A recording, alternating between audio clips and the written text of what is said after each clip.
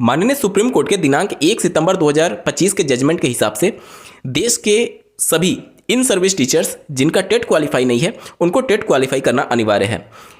लगभग 10 लाख पूरे देश भर में और अकेले यूपी में लगभग 2 लाख इन सर्विस टीचर्स इस पूरे मामले से प्रभावित हो रहे हैं। मामला अभी माननीय सुप्रीम कोर्ट में विचाराधीन है। कई राज्य सरकारों ने रिव्यू पिटीशन फाइल किया हुआ है और इवन कई शिक्षक संगठनों ने भी रिव्यू पिटीशन फाइल किया हुआ है। इसी के साथ साथ अभ्यर्थी शिक्षक संगठन लगातार मिल करके सरकार पर दबाव बनाने की कोशिश कर रहे हैं। केंद्र सरकार ने सभी राज्यों को पत्र जारी किया कि इसके संबंध में क्या कुछ हो सकता है, आप अपने स्तर पर सुझाव दीजिए। लेकिन सदन में पूछे गए एक प्रश्न के जवाब में जो राज्य मंत्री हैं स्वतंत्र प्रभार शिक्षा मंत्री, उनके द्वारा जवाब ये दिया गया संसद में कि माननीय सुप्रीम कोर्ट के जजमेंट के हिसाब से सभी इन सर्विस टीचर्स को 2 साल के अंदर टेट क्वालिफाई करना अनिवार्य है। इससे एक बात और स्थिति स्पष्ट हो रही है कि केंद्र सरकार इन सर्विस टीचर्स के लिए अभी हाल फिलहाल में कुछ भी नहीं करने जा रही है और माननीय सुप्रीम कोर्ट के जजमेंट पर रिलाई करते हुए सभी इन सर्विस टीचर्स के लिए टेट अनिवार्य है, ऐसा संदेश जा रहा है। इसी के बीच में केंद्रीय शिक्षा मंत्री श्री धर्मेंद्र प्रधान जी ने पश्चिम बंगाल में टेट मैटर में एक महत्वपूर्ण स्टेटमेंट दिया है जिससे सभी देश भर के 10 लाख शिक्षक प्रभावित हो सकते हैं। क्या है मामला? अगर आप भी इन सर्विस टीचर हैं तो ये वीडियो देखना आपके लिए बेहद जरूरी है। नमस्कार दोस्तों, मेरा नाम है नीरज, आप देख रहे हैं कैरियर बिट यूट्यूब चैनल। अगर आप इस चैनल पर पहली बार विजिट कर रहे हैं तो इसको सब्सक्राइब करते हुए बेल आइकन को प्रेस करना ना भूलें। केंद्रीय शिक्षा मंत्री जी के द्वारा क्या कुछ स्टेटमेंट दिया गया, पहले उनके स्टेटमेंट को सुनते हैं। मित्रों, पिछले सरकारों की गलत नीतियों के कारण आज देश में एक अभावनीय परिस्थिति बनी। यह मामला कोर्ट के सामने है, लेकिन मैं जिम्मेवारी लेकर कहता हूं, आप यहां की सत्ता परिवर्तन करिए, राज्य सरकार बनवाइए, हम टेट से प्रभावित शिक्षकों के लिए कुछ ना कुछ रास्ता निकालेंगे, कुछ ना कुछ मार्ग हम निकालेंगे।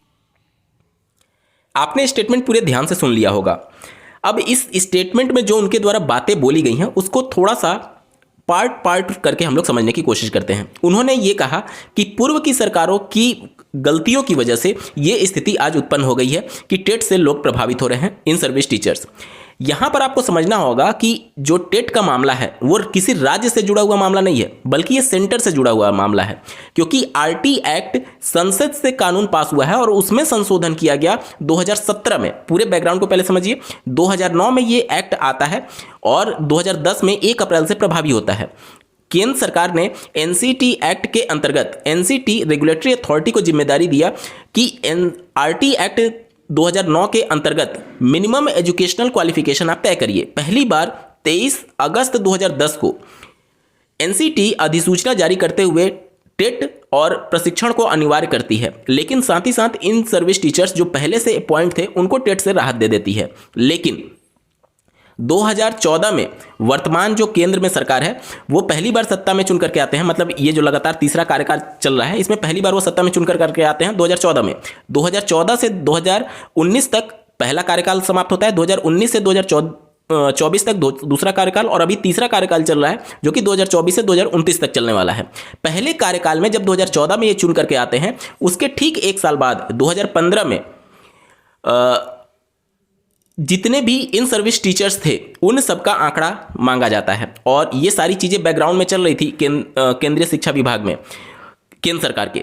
और 2017 में जाकर के ये एक जो आरटी एक्ट था उसमें संशोधन कर देते हैं और ये संशोधन करते हैं कि जो पहले आरटी एक्ट के धारा 23 की उपधारा 1 में निहित न्यूनतम शैक्षणिक अर्हता थी जिसके अंतर्गत टेट और प्रशिक्षण को अनिवार्य किया गया था, लेकिन पहले के शिक्षकों के लिए टेट से छूट दी गई थी, उसको ये संशोधन कर देते हैं और ये कहते हैं कि 31 मार्च 2015 तक जो भी सिस्टम में आ चुके शिक्षक हैं उन सबको टेट पास करना अनिवार्य होगा।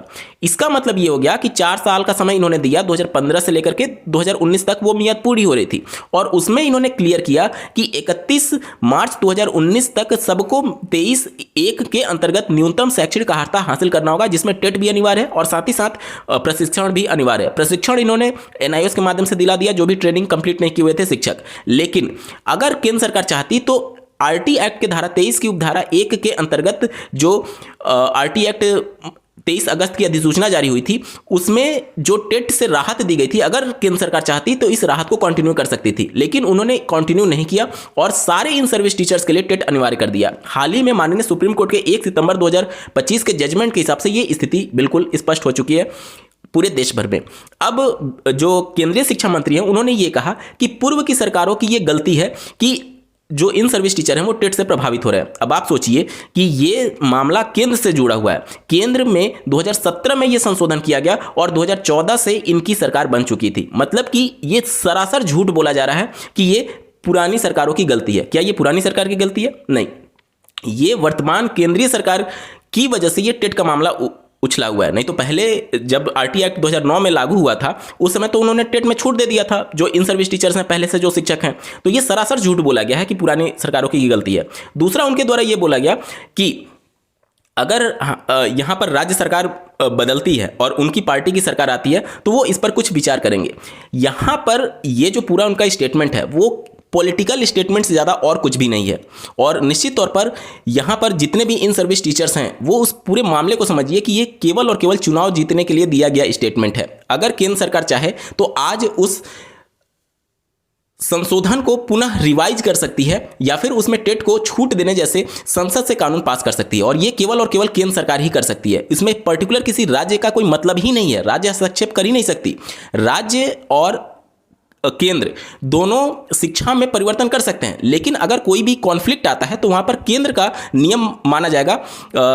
जो समवर्ती सूची में टॉपिक्स होते हैं और शिक्षा भी समवर्ती सूची में है, तो मान लेते हैं कि ये स्टेट में अपने कुछ परिवर्तन करेंगे, लेकिन अगर वो मैटर फिर से कोर्ट में जाता है तो समवर्ती सूची में होने की वजह से अगर केंद्र और स्टेट का कोई भी मैटर कॉन्फ्लिक्ट आता है तो केंद्र वाला ही नियम माना जाता है। ये संविधान में लिखा गया है। अब केंद्र का नियम तो ये कह रहा है कि आपको टेट पास होना अनिवार्य है। अगर अपनी राज्य में ये आपके लिए अलाउ भी कर देते हैं कि बिना टेट पास ये आप अपनी सर्विस जारी रख सकते हैं, तो ये मैटर फिर कोर्ट में जाएगा और फिर कोर्ट बोलेगी कि केंद्र का नियम तो ये कह रहा है और फिर से आपको टेट पास होना अनिवार्य हो जाएगा। मतलब कि राज्य सरकार के परिवर्तन से कोई लेना देना ही नहीं है। जो कुछ भी होगा वो केंद्र सरकार से होगा और केंद्र सरकार में इन्हीं पार्टी की सरकार है। अगर सरकार चाहे तो एक झटके में उसको बदल सकती है या फिर उसमें संशोधन कर सकती है संसद से एक कानून बना करके, जो पहले 2017 में पास हुआ था।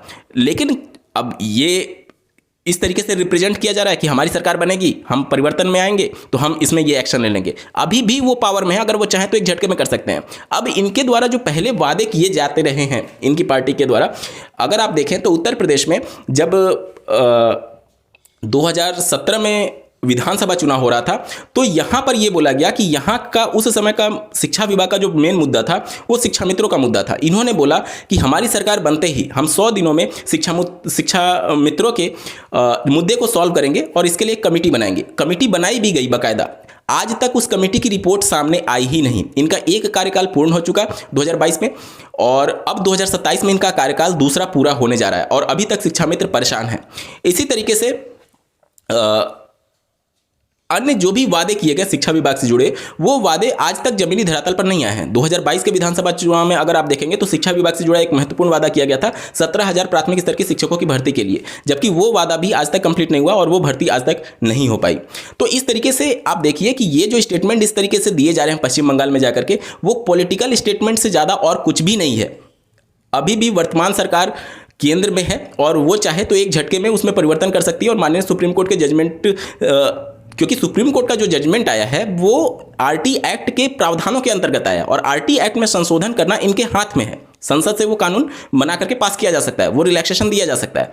लेकिन अब राजनीति करनी है तो इस तरीके से बातें निकल करके आ रही है। कुल मिलाकर के ये समझ लीजिए कि टेट मामले को पूरी तरीके से राजनीतिकरण किया जा रहा है और टेट के बाद भी अगर वहां पर सत्ता परिवर्तन हो भी जाती है तो इस बात की कोई भी गारंटी नहीं रहेगी कि केंद्र सरकार इसको लेकर के आगे प्रोसीड होगी। मान लेते हैं कि अभी मामला सुप्रीम कोर्ट में विचाराधीन है। सुप्रीम कोर्ट में अगर फिर से इनके लिए टेट या फिर रिव्यू पिटीशन को खारिज कर दिया गया तो उस समय जो केंद्रीय शिक्षा मंत्री वो ये कह सकते हैं कि मामला सुप्रीम कोर्ट में विचाराधीन था और सुप्रीम कोर्ट ने राहत देने से मना कर दिया, अब हम इसमें कुछ नहीं कर सकते। उस समय आप क्या कर लेंगे? तो ये पूरा जो मैटर चल रहा है टेट से राहत देने वाला, वो पॉलिटिकल स्टेटमेंट से ज़्यादा और कुछ भी नहीं है। अगर केंद्र सरकार की मंशा होगी तो वो संसद से कानून पास करके उसमें परिवर्तन कर सकते हैं और उन्हीं के पास पावर है। किसी राज्य में सत्ता परिवर्तन से इसका कोई लेना देना ही नहीं है। आपको क्या लगता है कमेंट के माध्यम से जरूर बताइएगा और ऐसे ही महत्वपूर्ण अपडेट के लिए चैनल को सब्सक्राइब करना ना भूलें। इस वीडियो को देखने के लिए आपका बहुत बहुत धन्यवाद। भगवान करे आपका दिन शुभ हो।